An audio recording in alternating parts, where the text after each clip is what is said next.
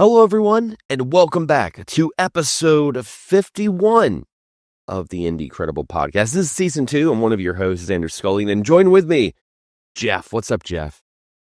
What's going on? It is a crazy cold morning finally out here. It's no longer warm as shit, so It's actually time to starting to feel like fall. Season 2. Yeah. It's time to start season 2 here at the Indie Credible. So we're gonna fall down in the fall. I know. I always like when it's daylight savings time. I always like go on Facebook. And I'm like, yeah, spring. It's fall. You need to spring forward. And they're like, no. No, definitely not. Well, Fall down.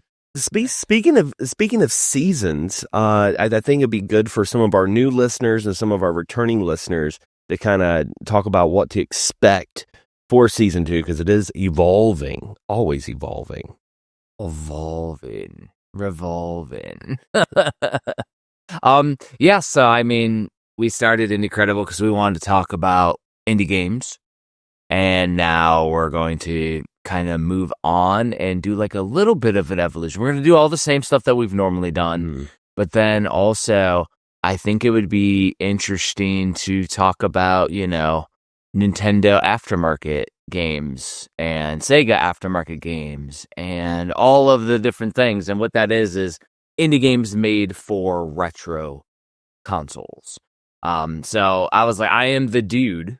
I am the guy that has written the books on the stuff. Like, why haven't we already covered this? And I think we've covered Battle Kid Fortress Apparel on the Famicom, which I ended up getting a copy of, and we talked about it.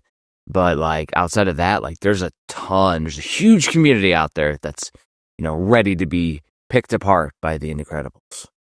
Oh yeah. And also just a little update, because we want to do a little update on your Kickstarter right now, because it's gone crazy. It's gone insane. Yeah. I mean, so the Kickstarter finally finished, over 1,000% funded, which also means that I got to do the final stretch goal. I'm going to make wooden coins. And so this weekend I already designed them. They look really cool. It's like almost like a CD, and then it has Sonic in the background. It says the complete Sega CD and 32X. So pretty badass. And then also I am starting what I call Commission Palooza, because I got about 10 art pieces I need to commission. I wrote in our notes the Metal Sonic story, because one of the backers, I did a one-of-a-kind, like right over here over my shoulder, I have a couple of wooden canvases that I've done. They're out of focus, obviously, because they're way back there across the room. But I had a backer ask me if I could do Lunar. And what I do is I will sit there and I will custom create all the different guidelines and stuffs to allow me to paint them. Well, I jacked up the canvas on the back side, so I ended up making myself a custom one over here, and I made myself a Metal Sonic. That's so dope. And it's big as hell. This is, over a foot tall. And so I haven't done the background yet. My daughter wants to claim this because I only make one off of each of these. But essentially, I think she says she wants a green hill, like green in the background. Yeah, I mean, hot. I think that'll be pretty cool. But yeah, I use white as the background too, so that way all the paint doesn't like absorb into the wood. Yeah. Ironically, what you can't see here is all the white or all the black dots, which there's a little bit. And that is from the misprinting on the other side. The craziness on the other side. Because I gotta do it. But it was like off-centered. I don't know why it was off-centered, but I did a reprint, and I have one over. Actually, it's underneath my stairs, because Friday, the whole place smelled like paint. Oh, yeah. You're streaming. I was like, ooh. yeah. We did some gameplay, which we'll talk about, because I think it's going to be really exciting, and I think it's going to definitely lead the Indie Credible podcast and I guess brand to a new venture. Which stay tuned for that, guys, because before we get into craziness, We got to go into Kyle's trials. It's another episode. And so for season 2, the Kyle's trials kind of evolved where when I moved out here to Colorado from Texas, I started unpacking all of Kyle's stuff and going through retro treats. So basically every week we show off an item or two and talk about it. And so this one, I wanted to go to like retro toys for season 2 and start talking about some stuff. And this one's a crazy one. It is this random looking torpedo ship thing. And what's cool about it is you can open it up and there's like a little jail in here and everything. And initially we had chatted about, because I'll usually send Xander a picture or two, and we're like, what the hell does this go to? We had like no idea. You thought maybe like biker mice from Mars, some other stuff. Ironically, I figured it out. This is actually battle beasts, which I'm not sure if you're familiar with battle beasts, Xander. I think that was before my time. Yeah, so battle beasts are these like little characters. They have arms that move, and they come with like little weapons in their chests. Power up. In their chest, they have like a little orb thing or a little like square hologram that you rub, and it actually shows the element that they are part of. And so, like, each beast is based off of a character. Like, I always had the bulldog as a kid. That was the one that I had. Kyle has an extensive collection, and so this right here is absolutely going to go somewhere in the retro basement here. I don't know where in the retro basement. It's not quite the retroseum that Kyle had, but it is a retro basement. Now, this actually opens up, like this pops down, this piece pops up or out, I think, and then this whole thing comes up. It like creates a whole play set too, which is crazy.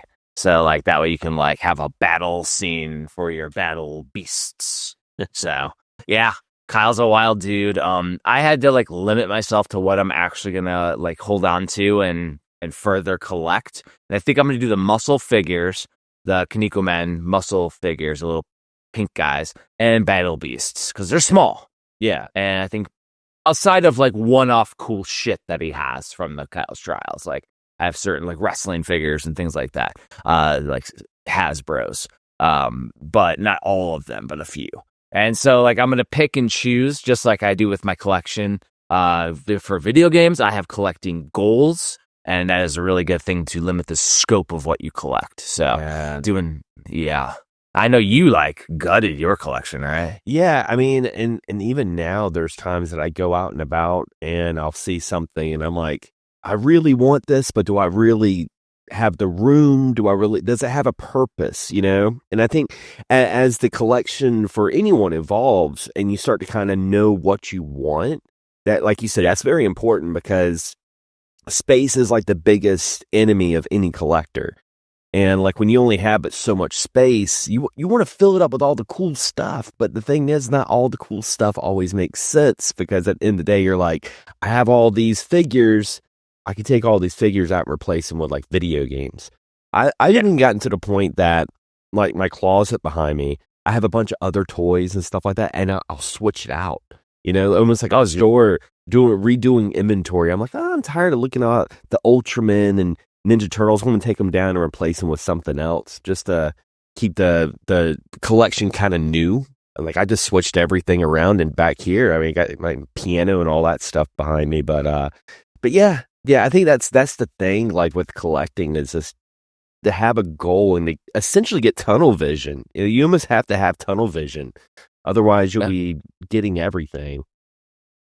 I mean, it's the same thing with creating books and things. If I don't have a damn focus, I'll have like 27 freaking projects and never get anything done. And I mean, we showed it off in a few episode or two ago where we showed the Kyle's Trials with the NES collection and with all the boxes facing forward. And that's kind of why I created, because I made that display, the wooden shelving, and I made that so I could do rental display boxes forward. I love it. And what I'll do is I will like probably put my favorites on it eventually, but like right now it's all of Kyle's stuff that I had here. So it's just a cool little fun tribute thing, and then rotation is fun. Yeah, It is fun. it is And fun. speaking of cool things, I do have one more thing that I picked up from. I picked up this thing. Oh, And this is a CRKD guitar controller. Really, that's what it is. Like, but it's yeah. I mean, it's simple, but it's Les Paul. It's actually like branded by Les Paul, licensed, and it has a USB charger, so you don't have to use batteries like all the old school controllers. Connects with a wireless. They have a wireless dongle, so that way it's better than using the Bluetooth on the PC, so it controls better. And then there's like this weird doohickey here, which has a bunch of different buttons. And apparently there's like a different type of game with Fortnite or something, some kind of rhythm game that this supports, which I'm unfamiliar with. Yeah. I'm using this for Clone Hero, YARG, yet another rhythm game. Those on the PC, so I can play Rock Band, get the band back together. Yeah. And so, I mean, my wife and I always enjoyed playing Rock Band. I have the drums here. I have some old school Guitar Hero and Rock Band controllers from back in the day. That I have one, my original Les Paul one. The little battery compartment corroded, so I can't even charge the damn thing. So yeah, so it was cool seeing that these popped up. That was my birthday gift to myself, so I got myself a little treat. And then I'm waiting on a MIDI cable to come in, as you have your keyboard down there, because I have the keytar from Rock Band 3. I never played the guitar. I played everything else, but I didn't. By the time the guitar came out, I had just moved on. I wasn't playing Guitar Hero anymore. Yeah, that was Rock Band 3, and that's when we played a lot. I was in Miami back in the day. This is like 12 years ago, 13, probably 14 years ago. But we were playing the guitar, but hardly any songs supported it. Even in Rock Band 3, a lot of the songs didn't support it. So it'll be cool. It was like $20 to get a double MIDI thing to USB, and I'll just plug it in and mess around, pretend I'm Ray Manzarek for a little bit. Like, I'm not great at it, so it'll be fun to play. Oh, they're always fun, and it is funny that after all these years, you can still get like Guitar Hero, because I mean it kind of plays into what we talk about later on when we get into the homebrews. And, I was thinking about if I was to retro collect again, I think the one console I would collect for is the Genesis. Because I feel like it's still affordable. Power up. Yeah. I feel like it's still affordable. And like, that era of Sega is not around anymore. Like we still have Sega today, but it's not the same Sega as it was in the 90s. So if I was to collect, for retro again, and sometimes, I tip my toes and I think about it, and, sometimes, we talk about some of these games. I'm like, oh man, but I don't want to get too ahead of myself. Well, I mean, the thing is too, is that, I just finished the Genesis book, which took like 6-7 years to finish. It was amazing. And like the stuff that I find when I'm doing the research, because I do these because I love the consoles, and I love just like finding games that I didn't really like know about, especially when you're talking like going to Mega Drive over in Japan and in Europe and stuff. But what I found was there's a lot of NES ports to Genesis that were just fun. I mean, there's a Battletoads for the Genesis. Like, there's a lot of those that there's like games that were also on Genesis. Snake Rattle and Roll's one in Europe. And it was like a freaking wild little fun treat that I found. And of course, I'm going to play it probably on the Analog Pocket with emulation or whatever. But I did hook up Kyle's Sega Genesis CDX over in, there's the bedroom over here down in the basement. And I have a PVM, big ass professional video monitor. Fucker weighs like 100 pounds. Has big ass speakers that I found at a Goodwill that I have hooked up to it. And what was cool is I had a cable, which is basically an AV cable, like a cable for a headphone jack, to the red and the white, I think it is, and plug it in the back of the PVM with little connectors, because there's special connectors. It doesn't come with the normal TV stuff, because it's a PVM for like a TV studio. Yeah. But really cool because it plugs in, and then you can get stereo Sega Genesis, which normally those consoles are mono, unless you have the really cool original high definition graphics version of the Genesis. So really, really awesome that I have the way to play it in there. And then when I and it kind of leads into later what we've been playing and what we're going to play and all that stuff.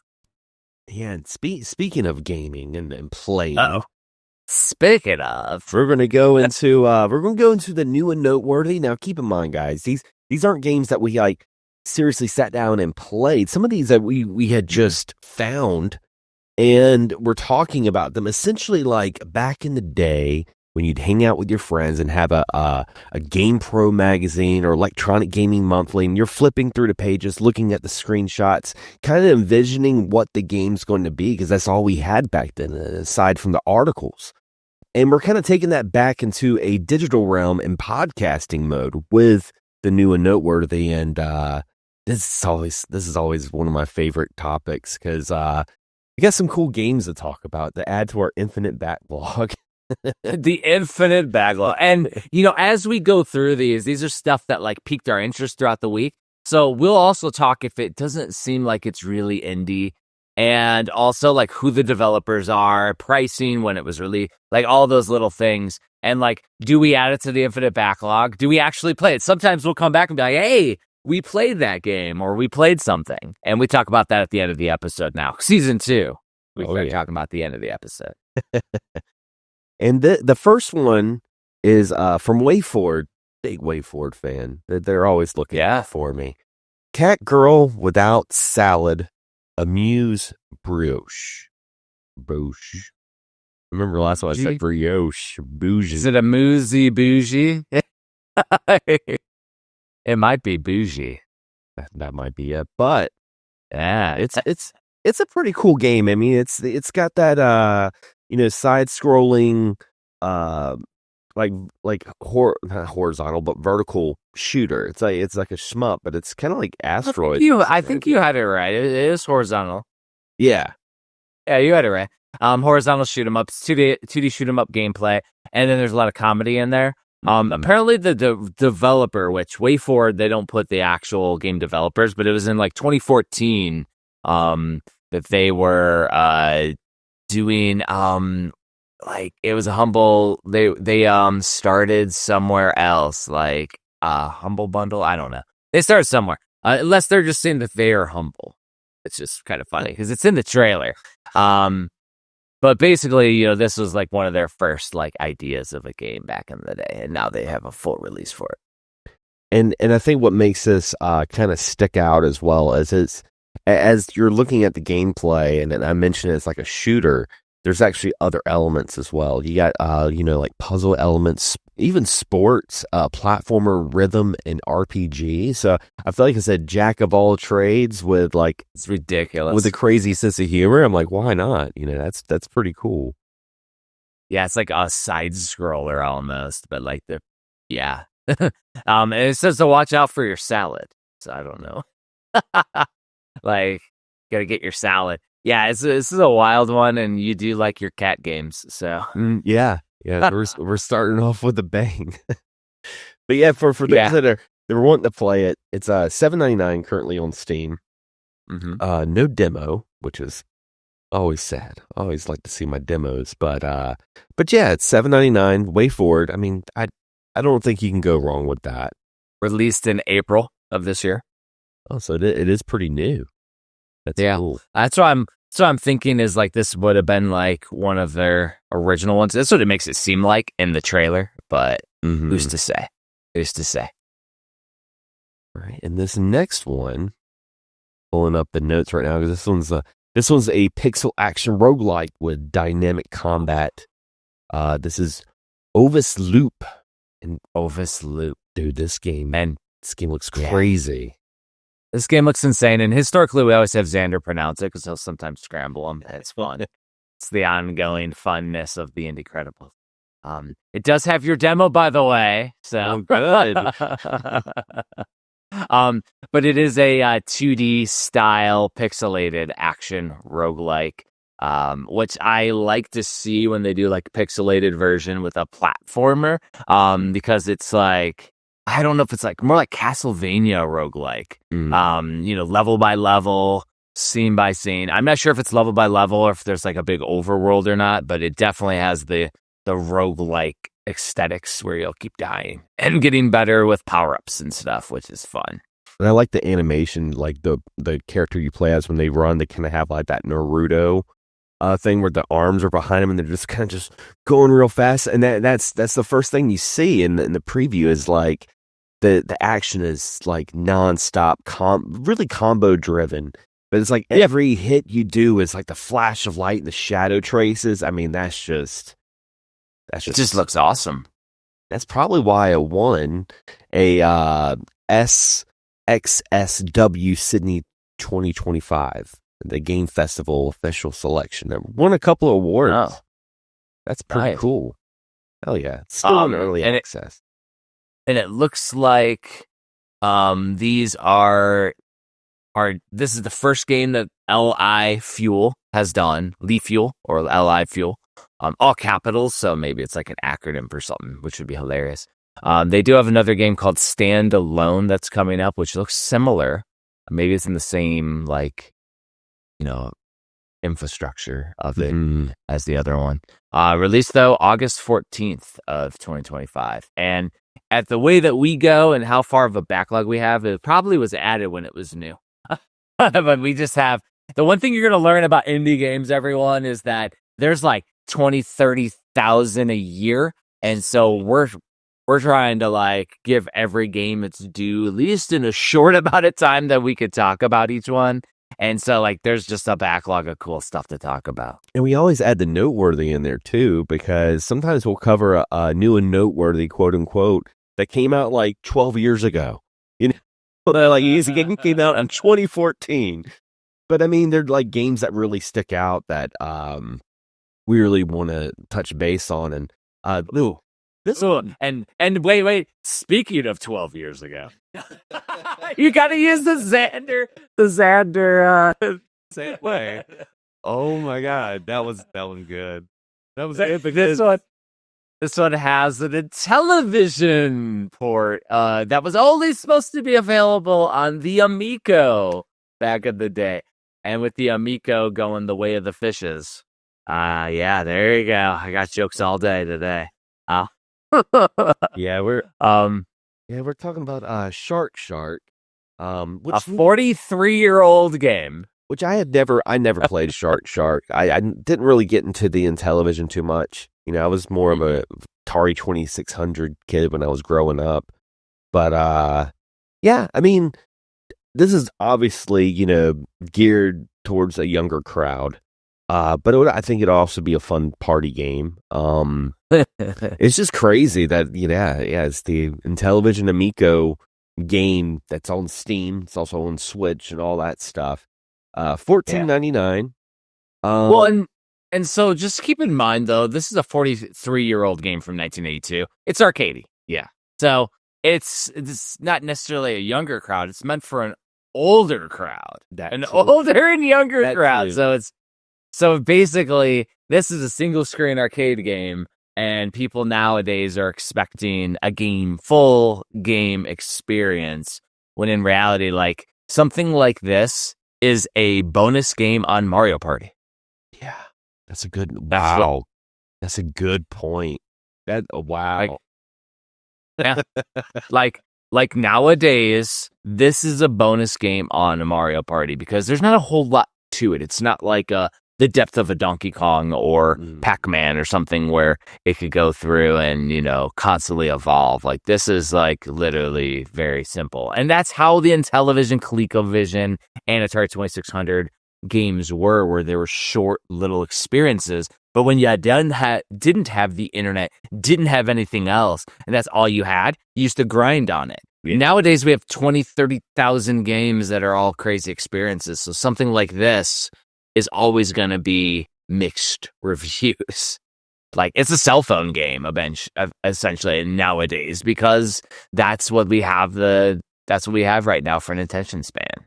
Yeah, and with that being said, I double checked, but I was like, oh, I don't think there's going to be a demo for it. Oh no, no demo. Interesting. BB Entertainment is a German company. And I'm gonna see if they have anything else. They look like they may be a publisher. But they had done Astro Smash, which is, another Intellivision one, so they must have done the Amico. They did Dyna Blaster, as well as Boulder Dash Deluxe. So, Boulder Dash might be the one that has the most depth, I think. Yeah. Yeah. Yeah, I played a little bit of Boulder Dash on Game Boy Advance a long time ago. Back in the day. Yeah. Good stuff. Hell yeah.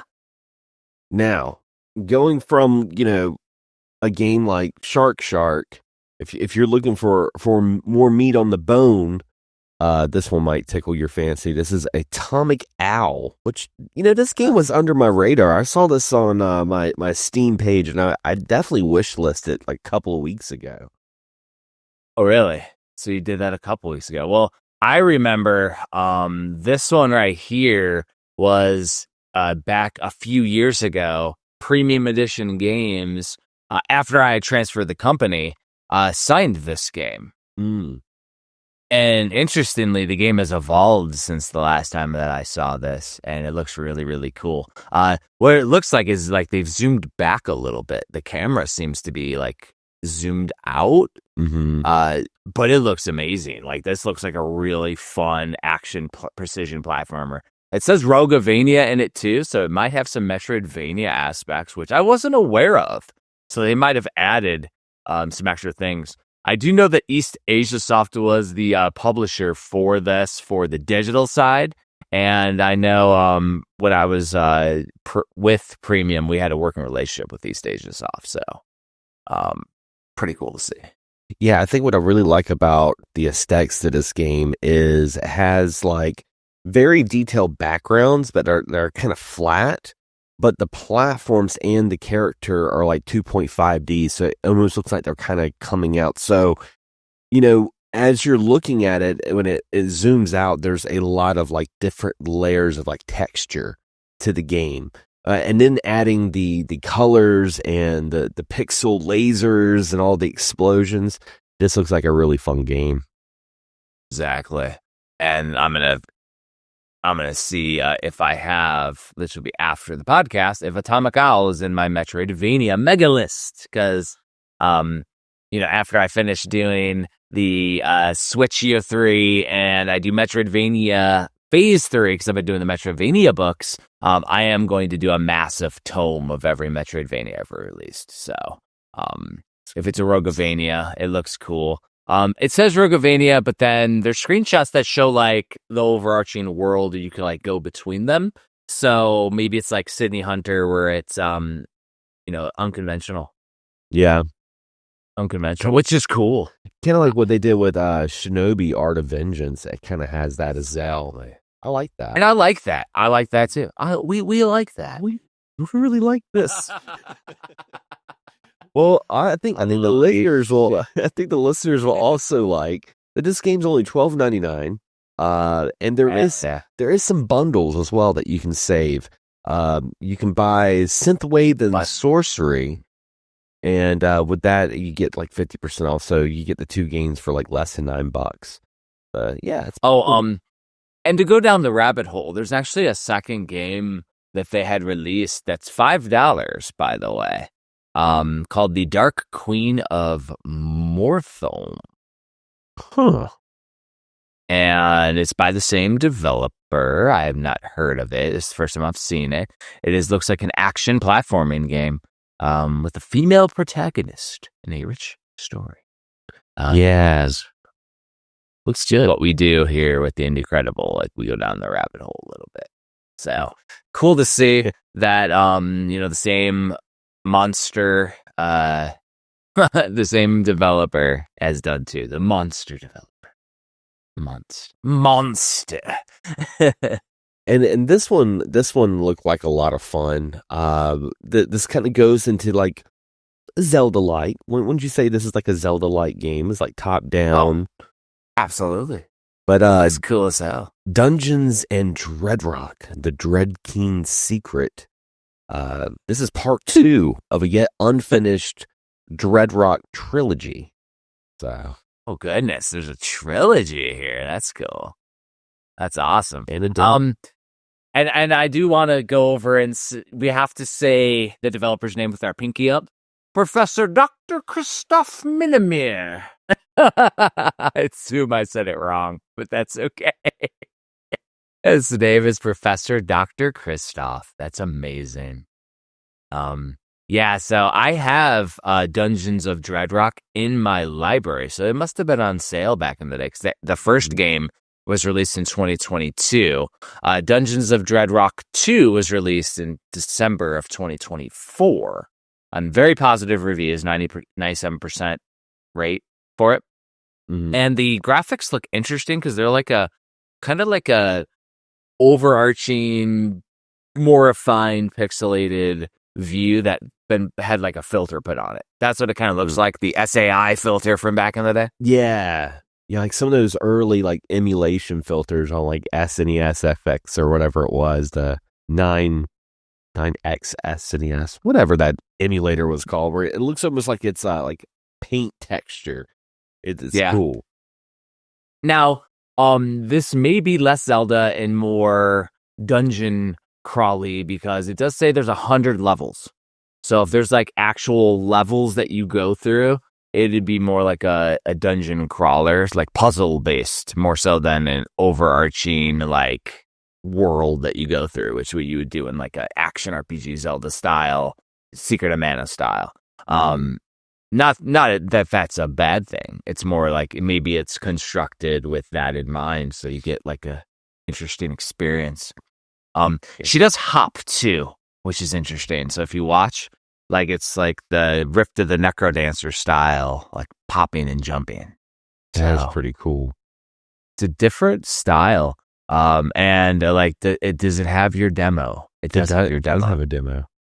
It does have your demo. And you save 25% if you buy the bundle with both games. Which I mean, knowing that it's a trilogy, I think if you're gonna go all deep into the dark dungeons. Go all deep. Yeah, that's what we do. That's what we do here. So we do here on the Deep. We go all so deep, so deep. Go. Oh my! Now this one, man, freaking color. Looks freaking cool. So, Outrider Mako, or Mako. Yes, Mako. Really insane game. I'm trying to see if this is the one that I was thinking of. This kind of like, it's weird because there's certain parts that kind of make me think of like the Pocky and Rocky games. Yeah. The anime. True. Yeah, very Japanesey when it comes to all of the aesthetics, like the historical aspects of the enemies, as well as like the backgrounds and stuff have like a historical Japanese feel to them. Which makes sense because Outrider Mako in there is like a I don't know if it's like a yokai type of deal where there's like spirits and things. Yeah, so, makes sense. It's like Japanese folklore. But it's super, super bright. Definitely seems like, Zelda on crack. Because it's like, it's a platformer, but it's an overhead platformer, which I like. And apparently you die a lot because it does say Souls-like in the description. So, it's interesting because it gets mixed reviews, probably because it's hard. Like, it's too hard. Now, I'm looking at their, their repertoire, the developers, and they've actually covered a lot of stuff that we like and talked about. So Azumato Games, let's see. Interesting. Yeah, because I was looking at the publisher. Azumato Games. This is the only game Azumato has done. But Playism, is the digital publisher. They have a lot of games. Blaze Blade, Chimera, a lot of the games that we talked about. Metal Bringer, we talked about that before.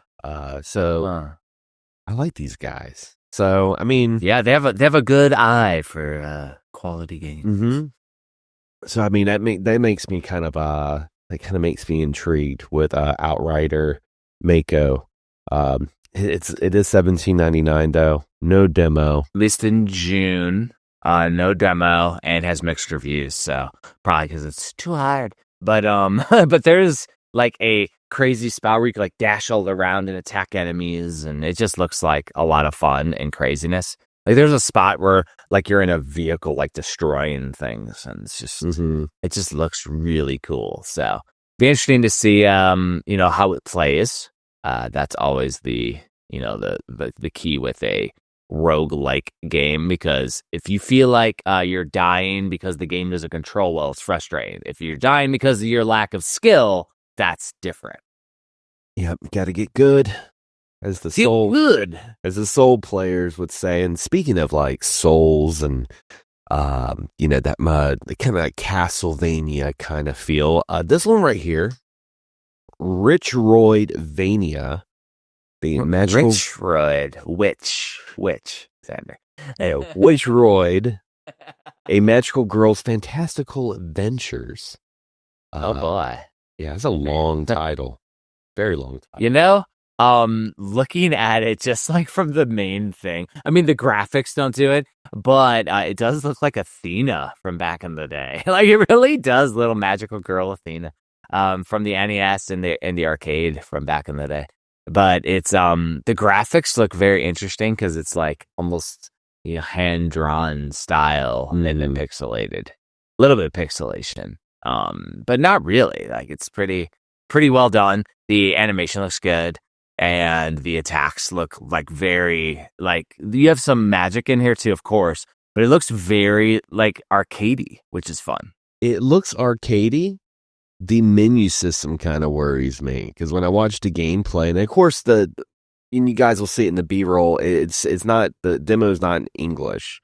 And, but this seems like a lot of item management, which could be a good and bad thing, because I don't know, when I'm playing like a precision platformer, like the last thing I want to think about, it's like digging in my, sack and figuring out in your sack, Xander.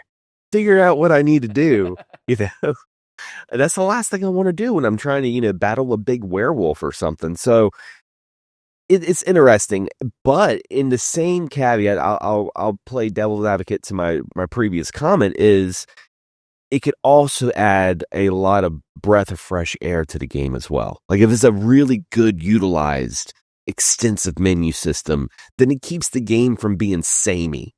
And it's going to keep me more intrigued, because I've played my share of Castlevania games. Like what's this that makes me want to play it more as opposed to just playing like, I don't know, like Infernax or something, Infernax. Well, and so if it doesn't require you to manage the inventory, I'd be fine with it. Like if it's a Zelda style or Castlevania Symphony of the Night style, just infinite bag, you just throw everything in it. Like I'm okay with that. But if I have to like drop things and swap things and all that, and I'm not a fan, because that's when I'll look for a mod to give me infinite storage and then play it. That's what I love about PC games. But yeah, as you said though, it's not in all the videos are not in English. It does have an English interface though, so it is. And it has your demo, so that's good. There's a demo for this $11.99 video game. Let's see if Turkey Games has any other games. And is loading more content? Nothing. No more content. No gobble. No gobble on that, my friend. Gobble, gobble, motherfucker. That's a quote. It's a quote from Thanksgiving. Interestingly, though, the physical publisher has a ton of games. So, including one that just piqued my interest just based off of the name. And it is called, where is it at? It's called Drunk something. What is it called? Drunk Rogue. Oh, wow. What the hell? Like, I don't know about this one. It looks very weird. Like somebody's kicking somebody down when they're drunk. I don't even know what this is. It's an RPG deck builder, so not something I would play. But holy crap, people. Like, this is the rabbit holes the Incredible goes down, like Drunk Rogue or whatever the hell it's called. That's wild. Now, moving from the new and noteworthy and going into the budget section. Now, our budget section was interesting this week because it's kind of like what was left of last week. Because last week was the autumn sale, and we had like 15, 16 budget games that we had to whittle down just for time constraints. And yeah, there's still a good amount of games to talk about. And again, the budget is we try to talk about games that at this time of the recording is $1.99. I think that's worth noting. Under $2. Yeah. And usually I don't like to use it unless there's a sale more than from like $5 down to $2. So like the games that we highlight today, I don't even know if they're on sale, but they still might be $2. But when I got them, they're like $1. So you know what I mean? Like, it's one of those where I just went into my wish list and bought a bunch of stuff, and I send him to Xander, and then he buys a bunch of them, and like we end up getting a giant freaking backlog of indie games that are amazing. Yeah, but you know, it's always good to talk about this stuff because you know, people want to gain on something, and you know, some new games now are like $70. So we can talk about a game like the first one called Selenoid. That's not right. Seekonoid. Seekonoid. But this is a He's like, wait, what? This is a 8-bit inspired flick screen twin stick shooter. So you know, it's your screen to screen progression. Yes, based on Commodore 64 or ZX Spectrum. Do you know what they mean by flick screen, Xander? Like, it's just a programming term. Yeah, like when you get to the edge, it kind of like snaps to the next one. Flicks, yeah, flicks, like Legend of Zelda, flick screen. Yeah, really awesome. Yeah, I like those type of games. This game looks cool as shit too because it's like an action game. You know, it's like a shoot 'em up almost. And there are a few Famicom and Commodore 64 games that play like this. I mean, hell, even really Solar Jetman on the NES kind of has this type of an aesthetic, which is one of my favorite games on the Nintendo. A little hidden gem there that nobody really talks about. Now, I was going through the developer, and they did one other game that's funny that I have on the PS4 that I still haven't played. But I bought it because it made me think of Solstice. But Lumo. You remember Lumo? Lumo. Yeah, and Lumo did get a physical on Switch during the first couple years. Which is wild. It was only in Europe, too. And Lumo has the isometric view, right? Yeah. I was like, because it made me think of, especially with the like magician kind of character, made me think of like the NES Solstice games. So, yeah. Looks freaking awesome. And you know, speaking of like arcade games, I was kind of confused about this at first because I was thinking of, you know, the arcade game Joust, but this is board Joust, which is, if I was to compare it to the old school arcade, I would compare it to like ADHD version of Defender, you know. I think that's what I would call it. Wow. Jetboard Joust is a cool one. I got it for $1, which it is still $1. A $10 game is still $1. ADHD Defender. What I like about it is you get to like surf on like a little like hoverboard as you play. And I feel like crazy. I feel like it's almost, and why I say Defenders, because I feel like it's one of those like wide scope, you know, levels that you just keep flying and it's just repeat itself. The gameplay is totally a Defender. Yeah. Like, it's like literally like there's like bad guys that are taking away little good guys and you have to rescue them, and 100% like you're spot on with the Defender arcade style.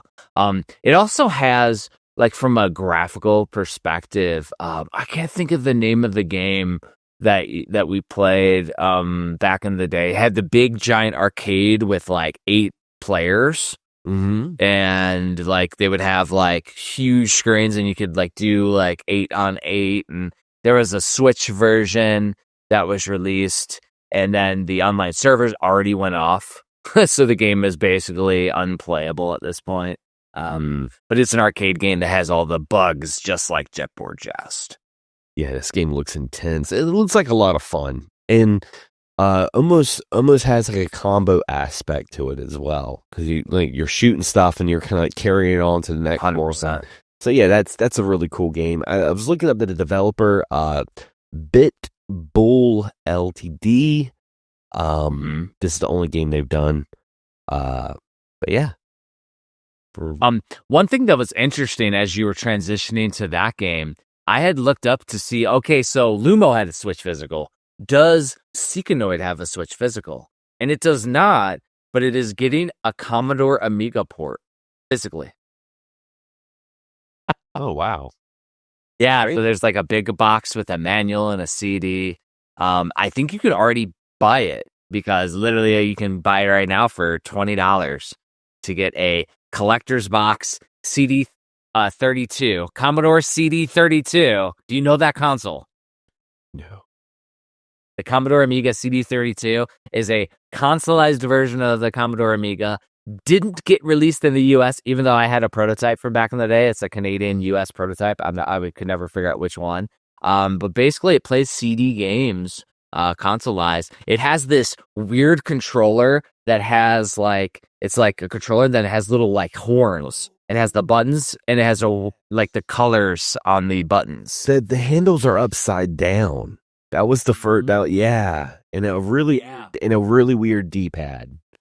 So this, like without segueing to the next section, because we still got a couple more games, this is freaking obscure as shit. Like, I haven't seen too many CD32 releases, and you could get the deluxe edition for $30, all euro, by the way. The super deluxe edition, or the oh my god, what the fuck edition. And it has a pin and a t-shirt in it. Do you want a Seekanoid t-shirt? Do you need to take this $2 game and spend $50 to have a t-shirt and a soundtrack? I think you do, Xander. I think you do. It meets your collecting goals. No, I mean, I love the community that does this kind of shit. Yeah, man. It's really what's fucking cool. Is why I love indie games. Because who the hell would do a Commodore CD32 based off of an indie game? It's so cool. Fucking love it. Now I'll let us transition again. Yeah. While we were going on that, I was sitting there looking at the next game. I'm like, how am I going to pronounce this? Because this is Portuguese. This isn't even in English. Oh, Portuguese. Portuguese. You gotta say like a little bit of the Italian. Portuguese. Is that Ubrira Jara? Brira. Yeah. This is I think this is a troll game. This is the Ubrira Jara. Yeah, this Ubrira Jara. 100% a troll game. The character is Mega Man. It's a Mega Man sprite mob. Like, I mean, because the feet are Mega Man feet on this character. 100%. Like, they took Mega Man and then they just repainted him and changed it up with the graphics. Like, that's amazing. It says Metroidvania on it, which looks hilarious, to me. And he can puke. So yeah. This is a $1.99 game.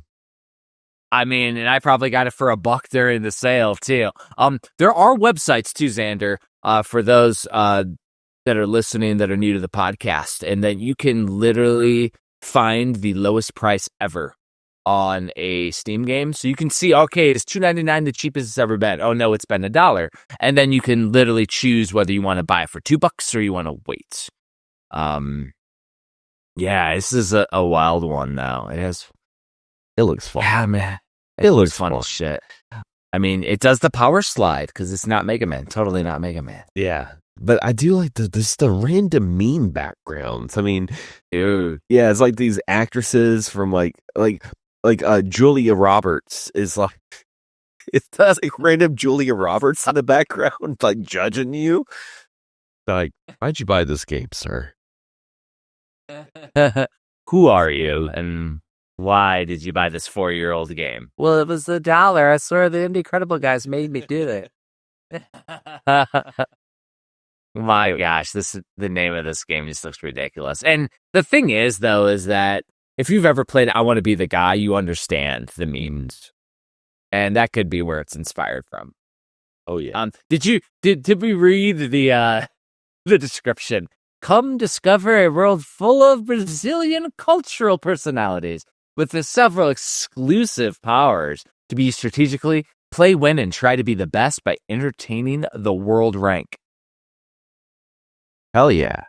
Sign me to entertain the world rank, Julia Robert.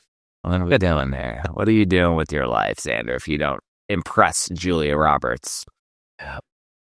Well, in case you don't want to impress Julia Roberts and you want to enjoy some more arcade action for under $2, this one right here, Met Crisis, with things really interesting about this game. It's like, this is Survivor-like, isn't it?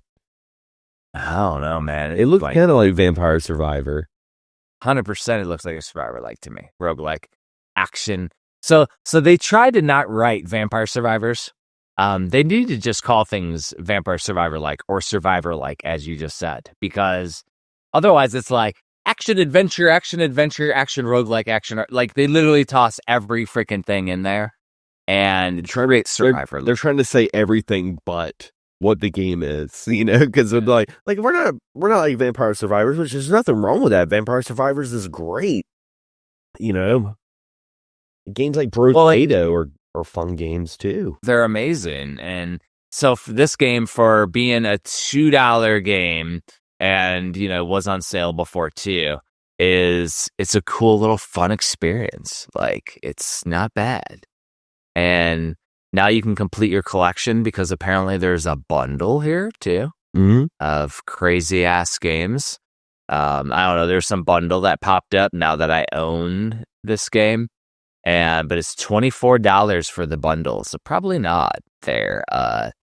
Wise Games, the developer, like they try to get you on these bundles on Steam, so you got to watch out, listeners. Like, because you get your game for $2 doesn't mean that you need to spend $24 on more Survivor likes and other things.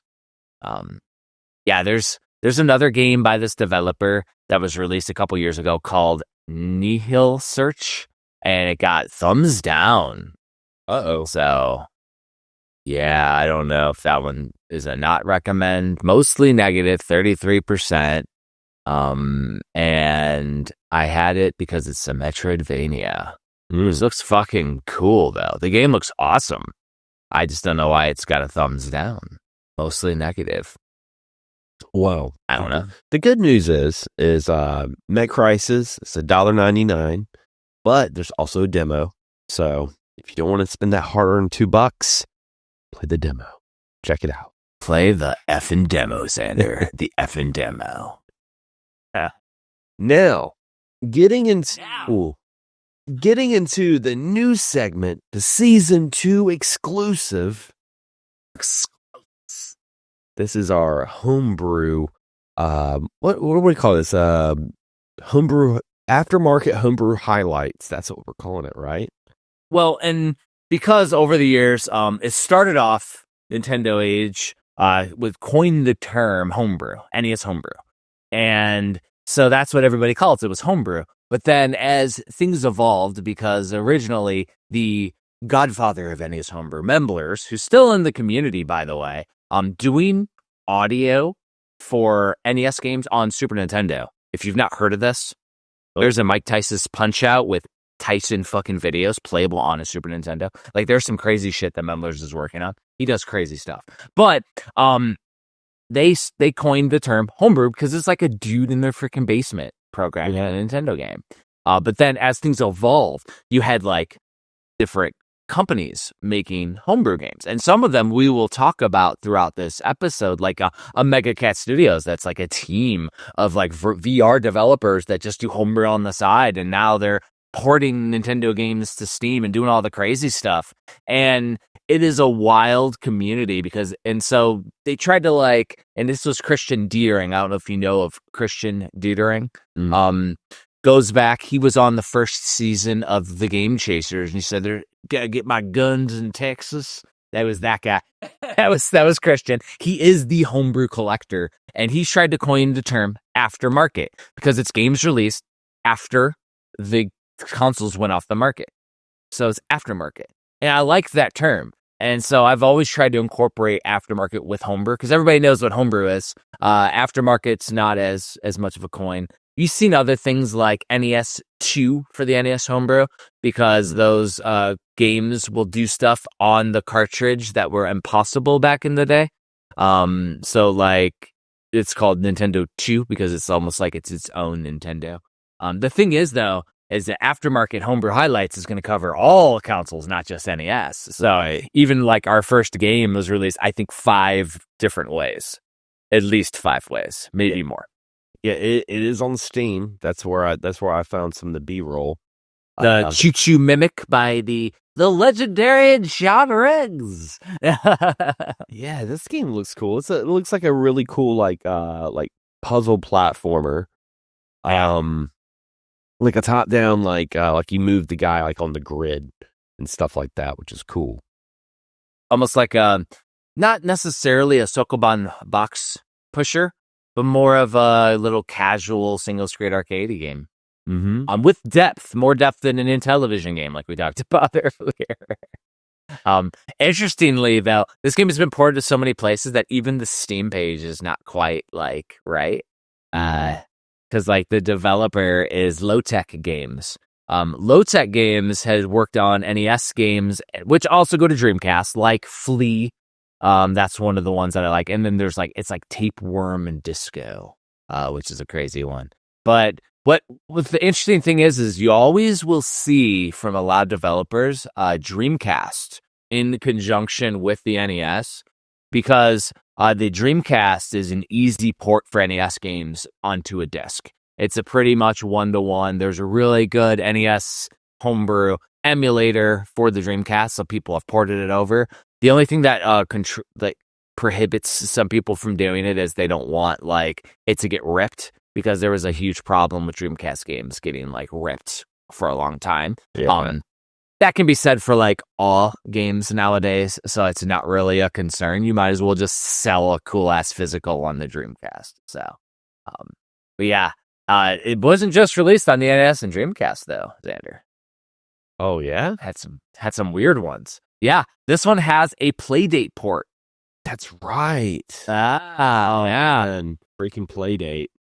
And what's cool about it is, and this kind of reminds me of what developers did back in the day, which is why I love the homebrew aftermarket scene, is that this is a fresh port. They had to reprogram the game, and it's not like it's reprogramming freaking Elden Ring or some shit. You work on a different console, but it's taking it and making it work on the Playdate's limited scope. So it's almost like your ZX Spectrum, like we talked about Psychonoid earlier, where it's like looking more Atari style. And then there's also, which I only found out with the community following on social medias and things, and Blue Sky and on Facebook in different groups. There's the N-Gage version. Oh wow, N-Gage, the phone taco that played video games. Yeah, so there's a physical phone taco N-Gage port of Choo Choo Mimic, and this is stuff that like they just do it because it's fun. Riggs being involved, he has he covers a lot of indie games and homebrew games, so him covering it gets some extra sales for it, which is great, so they can do weird ass ports. And I'm pretty sure this is also on the Evercade. I think that's the other little cartridge based console. So like you'll see a lot of homebrew and aftermarket get support on the Evercade as well. And then it depends. I don't know who Orcface Games is the one who worked on porting this, which I think is cool because there's only been really a couple companies initially that were porting games over, and it was like Mega Cat Studios is one, but then there was another like collective that was doing them. But Orcface also is porting over the Storied Sword, which we need to talk about in a future episode for sure. Yeah. I'm really excited. Even though I'm like one of the hosts here, like when we first started the Indie Credible like a year ago, I was like into indie games. I mean, obviously that's what made us decide to do the podcast, but I wasn't into indie at the scope that I am at now. And I down the rabbit hole, brother. And I can't wait to be this way with homebrews too, because some of the homebrews that we're going to be talking about are going to be still on Kickstarter as well. So I think that's the next one. Yeah, because I think this would be a great way to get involved in the community and get the name out there, because this is a really cool game called, and I love kaijus. I love Arkanoid. This is Mega Kaiju Boom Ball. It's a breakout like meets pinball with giant robots and monsters from the NES era. So it's like Rampage meets Kirby Block Ball. It's cool. Which is crazy. And, this game right here is released, programmed by Orebody Incorporated, which is John Vanderhoff. But also like Paul Daly from Dalian Games is releasing it physically. And in the homebrew scene, there are a few different physical publishers that have popped up that are taking games and getting them more exposure. Is essentially anybody can make an NES homebrew physical release. Like John V can do his own. For sure he could do his own. However, a company like Dalian Games, there's other companies out there that do some awesome work. They have an exposure. They have a website so people can go to. It's like little Amazon stores, stuff like that. So that way people can find the games, because the hard part is people knowing about these games and that they exist. That's the hardest thing, because it was such a niche, small, tight-knit thing back in the day. It's hard to expand out. And there were developers that were kind of like gatekeeper-ish back in the day that only wanted people that programmed to be able to experience the new games. And it's like, dude, everybody needs to fucking play these things. Yeah. Like people, like they were mad when that NES Maker came up. And I'm like, there's no reason for people to like be upset that there's going to be more cool shit on the Nintendo to play. Yeah. And Mega Kaiju Boom Ball, if John V programmed this, how he programmed his other ones, because I had worked with him with Orebody on physical on Nintendo when I was with Premium. I published his game physically for it. But if he did it the same way, it is made with a NES Maker backbone. I say backbone because NES Maker is like a GUI, right? It allows you to use object-oriented programming on a PC to build your Nintendo game.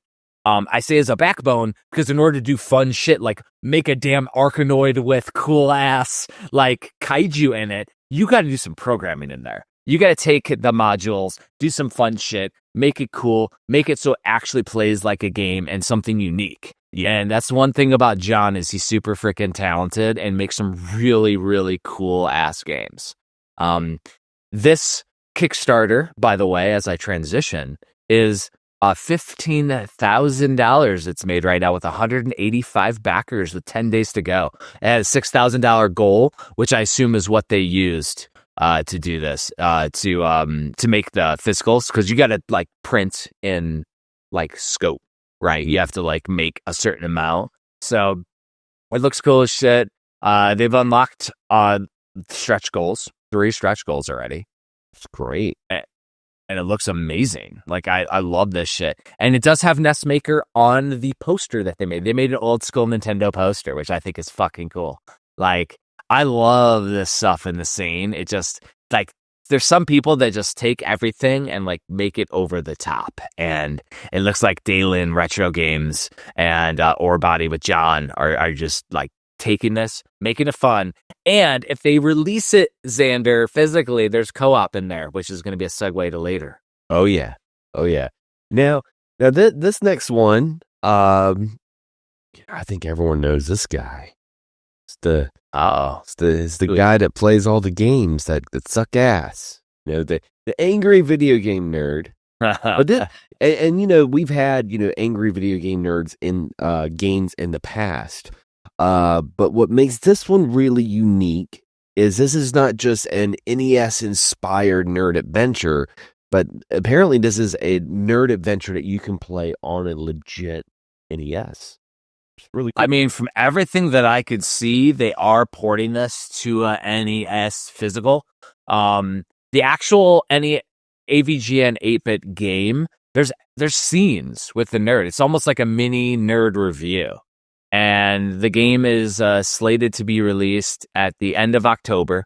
And so when it is released, it'll be fun to see. The developer, though, is Program Mancer. And they did Simon Quest as well as, what was the other? The prison game. Prison City. Yeah, that game is so freaking cool. He's done other stuff, too. It's been associated with some other games, too. But, yeah, those are like his style is like NES, Program Mancer. And then MegaCast Studios, I assume, is handling the porting and stuff for the NES up to the actual Steam. But what's cool though is that they have like scenes of the actual nerd live action scenes on the game that you get to play.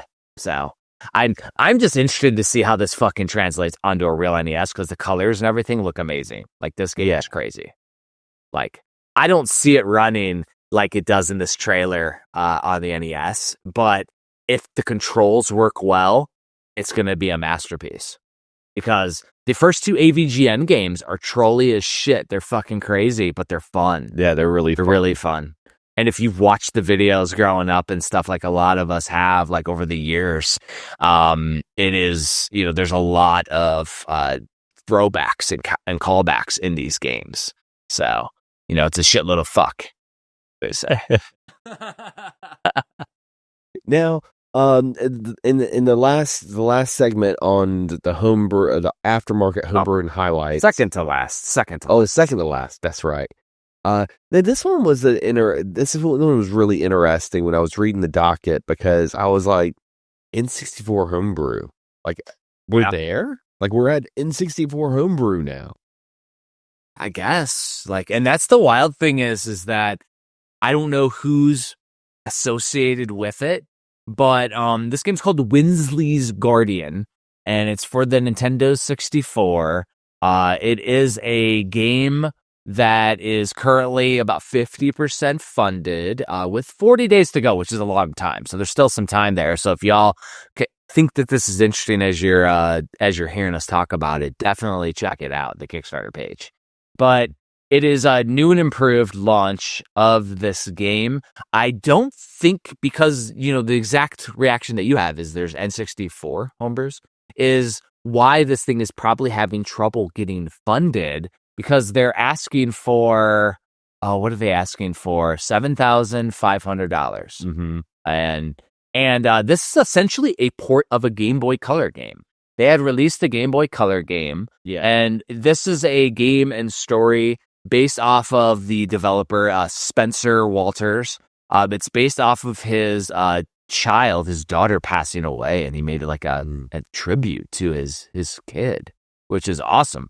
It's a gift to his surviving daughter, essentially, Winsley, and so it's her adventure remembering her big sister who passed away. So it's a really meaningful story, but putting it on the N64. Because did we talk about this before? There was this giant Kickstarter with 27 games on it, and there's N64 on there too. And this would have been a long time ago, but there was something out there. I knew it was in my mind, which is why we got Cover Homebrew, but it wasn't funded either. And I just think N64 just isn't quite there yet for Homebrew, but. They got to do it on their own without crowdfunding, probably. Yeah, and I think, because, when I was looking at the B-roll, because like you were saying, this was based off a Game Boy Color game, the game looks like a Game Boy Color game. The menus have been updated. It looked like the menus were a little bit more high-res, more you would expect from N64. But it's like, if you put something on the N64, I feel like it had the N64 kind of feel to it. Yeah, that's the thing. It's missing the aesthetic. It's like a Game Boy game. We need the chunky graphics, the fog draw distance. Something like some of the games we mentioned in the past of the last 64. Yeah, We played it as the randomizer. Like Celeste 64 is literally it. Like that's the kind of shit that we need to see on a homebrew for the N64. Not to say anything bad about this game, because this game looks cool as shit. It looks fun as hell. There's a bunch of little mini games in it. It looks amazing. If you're interested in a copy, you can go to the Etsy store for the Game Boy game, the Game Boy Color version, and you could buy it. It's like $20-$30 right now to buy it directly from the developer, which is cool and, you know, supports the idea of homebrew. For N64, not quite there, but for Game Boy Color and the story behind it, amazing. Fucking really, really cool. Another interesting thing there, Xander, and this is something that we should make happen. So this developer is from Milwaukee, Wisconsin. And Milwaukee is now one of the de facto hubs for homebrew scene at Midwest Gaming Classic at the end of April. I think we should conceptualize and do an indie/homebrew get-together for Indie Credible at Midwest Gaming Classic. I think we should make that shit happen. Usually I would go every year to Midwest Gaming Classic, and military training, I was stuck the last year, so I couldn't go. But I should not be stuck this year. And, you know, I'm from Chicagoland, so I could visit some family out there and stuff. And I got a nephew out there too, who's crazy. So he's fun. But maybe Winsley's Guardian will be there. Maybe the developer will be there showing off. I would love to see it playable on N64. Maybe they did some crazy shit. But also the NES maker does their yearly awards for the Bite Off that they do every year, where they get a bunch of programmers together to make new games, kind of like, you know, the little NES dev that they used to do a compo every year. And so they've been doing something really cool. So that's like that might be the place where Indie Credible gets together. We get the whole community together and have fun. Yeah. Maybe. That would be, that'd be a lot of fun. That'd be really, really cool. Speaking of fun, man. So we did a little something on Friday. And this goes into the final portion of the homebrew section, right? Because there's one more. Because the one thing we want to end the homebrew section on every time is a legacy title. Legacy title is something that's already released, and there's hundreds. I own hundreds of them. And this one was something that leads into our Friday story. And also leads into probably what we're going to play for the randomizer for next week. Because we didn't really get to dig deep into this yet, but we will on a stream. And this game's called Astabros. Astabros is what it's called. It is a Sega Genesis and Evercade physical. I have a physical copy of this on the Sega Genesis, which is how I was testing my PVM that I talked about earlier, as I was playing Astabros on it. It is published by Pixel Heart. Pixel Heart does awesome physicals, and Neofid Studios is the developer. Now, this is, on the Sega Genesis, a rogue-like cooperative game, Metroidvania style. Metroidvania style with selectable levels, essentially. So I don't know if there's that much gated exploration to make it a true Metroidvania, but it definitely has the aesthetics. And the fact is this might be one of the first rogue-likes that I've played on the Sega Genesis on a physical. It's just wild, crazy. It is on Steam as well, so it's ported to Steam. It's literally a wrapper that puts the Sega Genesis game on Steam, kind of like the NES games that we were talking about. It's a $13 game, which is a good price for a full roguelike game. And you have like 3 characters to choose from. So this will be something that we definitely want to dig into. Now, if you're showing it in the B-roll, the damn trailer, there's people dressed up as the characters fighting, which is the worst choreography of all time, which I love. Yeah, and I love that it has that like Nick Arcade, like classic gaming commercial from the 90s. It's so cheesy, but yeah, I dig these games. These games kind of make me think of like Rastan and Legendary Axe, the hack and slash. Each character does have their own certain characters. That's what they're doing in the video. I love it. It has their own characteristic, and different weapons and stuff. But yeah, I'm really excited to try that out. And it leads into what we were fucking around with over the weekend, which we've been talking about it on episodes, I think, but it's called Parsec. Yeah. And literally it's been in our thing. Have we tried Parsec? Yeah, have we tried Parsec? Because we like procrastinated for weeks. What it does is it allows us to, Parsec's a program on the PC, everyone. And essentially create an account, and like Xander will load a Parsec server and add me, and then I am like VMing, virtual machining into his PC, kind of like tech support back in the day. And then like he can enable my mouse, my keyboard, or just the gamepad, and we could play cooperative games online together. Games that aren't meant to be played online cooperatively. So Astro Bros on the Genesis, we could either play it on his Sega Genesis emulator with a ROM, or we could play the Steam version that we buy and play it Steam together online without having to mess with Steam's quirky, wonky online shit. I think it sounds cool as shit. The other thing that's cool, just like when we record the Incredible podcast in this room here, we have Patreon roles. And so, yeah, right there. We have Patreon roles. They're in this dot right here. But what you could do is, like, if we play a 4-player game, like maybe our randomizer, we can play 4-player co-op with patrons and everyone. Yeah. And remember, Patreon's free to join, so join us. Yeah, and then we're really trying to have like a certain day of the week that we do the live stream too. Like we want to do like Fridays or something like that. I mean, it could change, but it was crazy that we were sitting there playing this game together. We were playing last week's randomizer, which was Super Indie Kart. We were playing that together.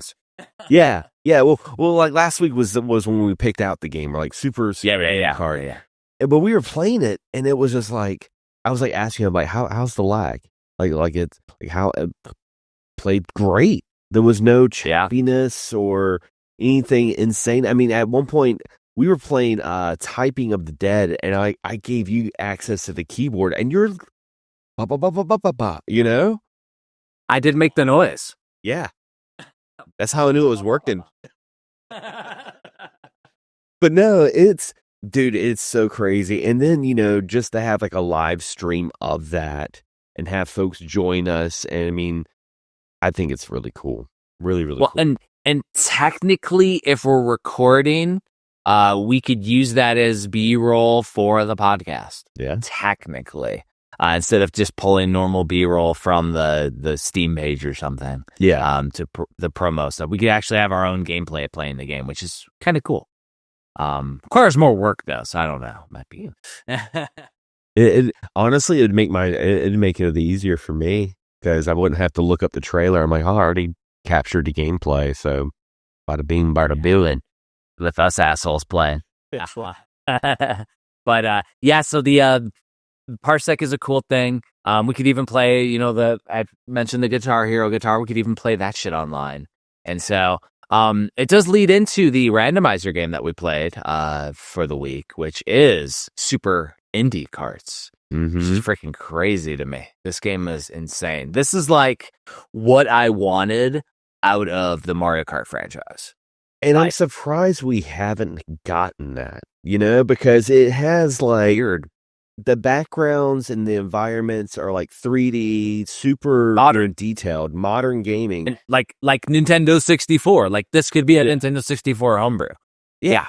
And the character, your kart racer, is like more like pixelated, which kind of plays 16-bit. Yeah, that plays into the characters. They had the dude from Guacamelee and a lot of the big head honcho indie franchise icons from 2015. Yeah. So I gotta think about like the game's 10 years old. That's so true. These are indie games from 10 years ago. So Guacamelee, freaking awesome. But also you have in here Toe Jam and Earl had Back in the Groove coming out in 2015. So Toe Jam and Earl's in here. Runbow is in here. Mutant Muds, which Mutant Muds had a Vita physical back in the day. So, it's like old school. Teslagrad. There's also some obscure ones like Duck Game and Nightmare Tower. But there's one of my favorites, Freedom Planet, which was like almost like Sonic Sonic the Hedgehog style, like fast games, and there's 2 Freedom Planet games. And then Crosscode, which is another amazing indie game. Like this is like a who's who of like classic indie games from 10 years ago. And it's like you could imagine like if they took like an Indie Credible from season 1 and made a kart racer, what it would look like with all these random games that we frickin' talk about. And like the levels are crazy. Like I think you mentioned one that you liked. It was based off of Rainbow Road called the Runbow Road, which is like the culminating of the first trophy or the first cup, the first Sapphire Cup or whatever they call it. And like you're playing Rainbow Road, but imagine the lanes like disappear. It's like it was trolling. It was so funny because we were playing it, and I remember I was like having some issues. I was like, man, this track is really fucking hard. I'm like saying that in my head, and you're just like, what the fuck is this? I'm like, yeah, what the fuck's happening? And keep in mind, I'm not drinking water like I do with the podcast. I'm drinking tequila when we're playing this shit. And you had the new paint in there, so like you're like, I have paint you. Oh yeah, I was loopy. I was like using my 8-bit Pro 3 controller, which is like freaking awesome. Because I remember like I tested the game the day that we chose it. I tested and played Super Indie Carts, and I like got first place and all 4 in the first cup. I'm like, oh, this is pretty fun. I played it at 50 cc's, the easy mode. But we got destroyed. And it wasn't the lag or anything with Parsec. It was me. Yeah, totally me. It's for me also. It was just like it was just me wrapping my head around like us playing online. Which online gaming's nothing new, but it was just the concept of like, wow, we can have access to games that aren't normally cooperative. Because some games we talked about in the past, we're like, oh, it only has couch co-op. Well, that's not an issue anymore. So, and then we can get our Patreons to join and play with us, which we have to give a big shout out right now to our executive producers. Ooh, didn't scramble it. Didn't see them 2 Xanders about Xander.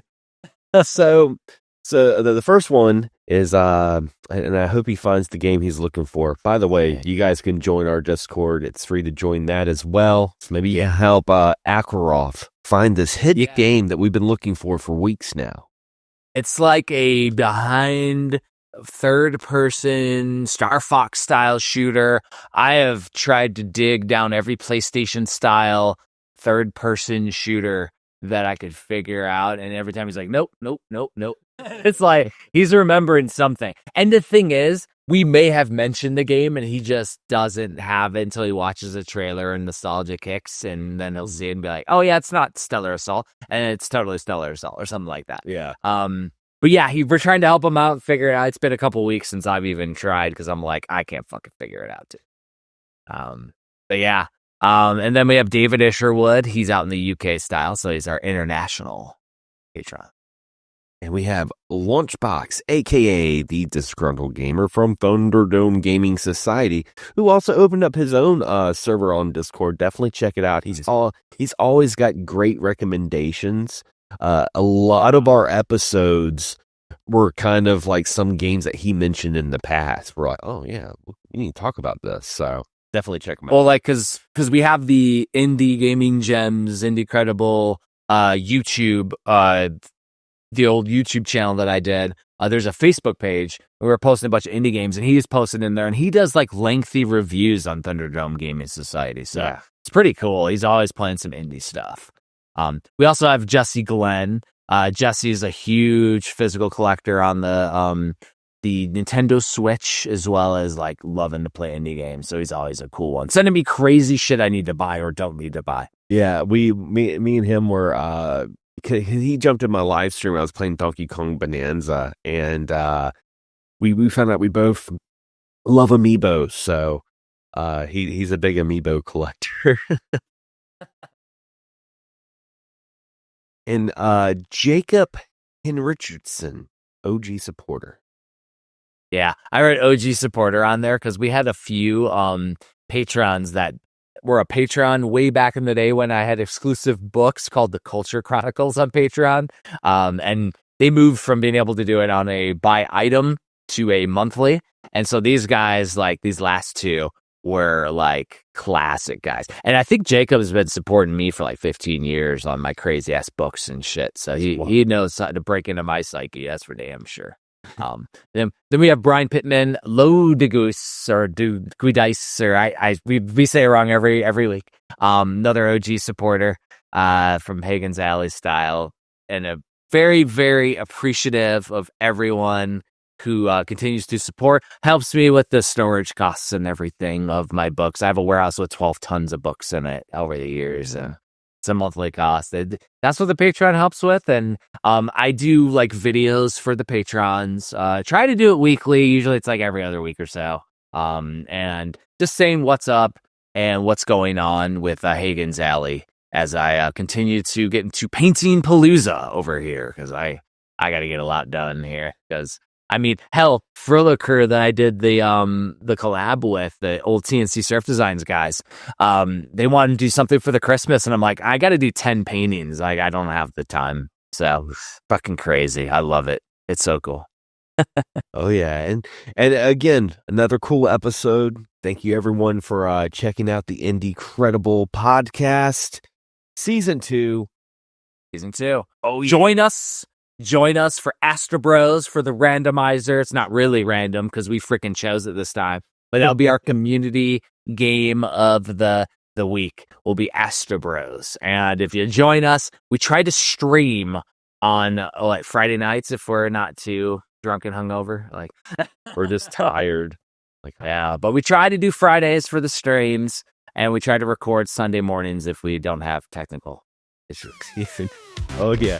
Anyway, guys, as always, happy gaming and support indie better.